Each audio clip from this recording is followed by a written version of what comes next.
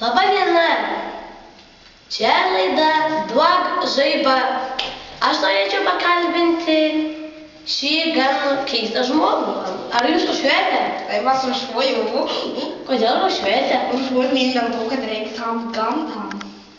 Aišku. Labai puikus tikslas. Kiek metų rūšiuojate? Šiaip iš tikrųjų labai daug. Turbūt negalite suskaičiuoti ant pirštų. Nu, žinokit, ne. Ir net ant bambuliukų. Ne. Aišku. Ar skatinate kitus rūšiuoti? Taip. Kaip skatinate? Skatinu va taip pat. Prie žmogaus ir sakau, va žiūrėk, čia tavo. Aš noriu tavęs paklausti, tu rūšiuoji? Sako, taip, rūšiuoju. Bet jeigu pasako ne, tai sakau, tu žinai, kad tu blogai darai, kad tu nerūšiuoji. Jis sako, nežinau, kad aš blogai darau. Kažkaip praeina taip keli metukai, dienelė, ar ką ten, ir pradeda rūšiuoti. Aišku.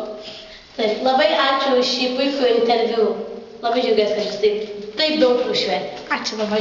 Su jumis buvo Linksmas Keistuolis ir laida Duok žaibą.